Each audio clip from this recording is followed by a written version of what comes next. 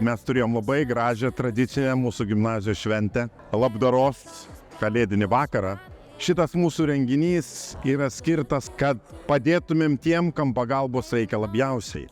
Mes pagalvojom, o kodėlgi nepaaukoti šitiems vaikams ir išpildyti vienam ar kitam svajonę. Ir kaip mums buvo džiugu, kad Rimantas iškart priėmė šitą mūsų pasiūlymą, pasidžiaugė. Ir šiandien aš be galo laimingas, nes mes tikrai padovanojom merginom, jų šeimom, visai bendruomeniai, aš manyčiau, ne tiek ta svajonių išsipildymas, aš manyčiau, ta dvasia čia tvyravo. Gerumo, nuoširdumo, meilės žmogui ir dosnumo dvasia.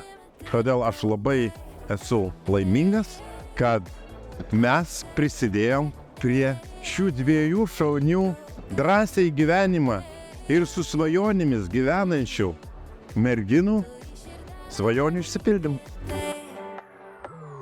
Teatras buvo labai nuostabus, magiškas, fantastiškas, nes susigaudavau per vidury teatrą. Tu mano saulutė neverk.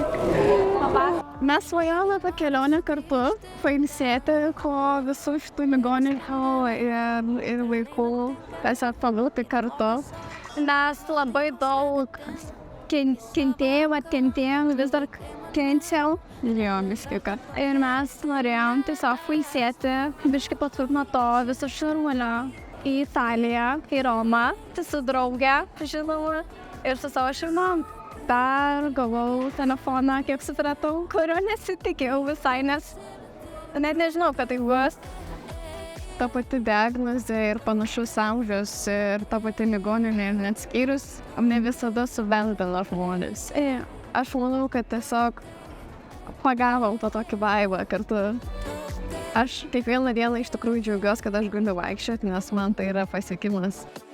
Aš ir Kaukėno fondui už šias dovanas. Tiesiog man visą laiką lanko ir palaiko ir ačiū LSMU teatrai.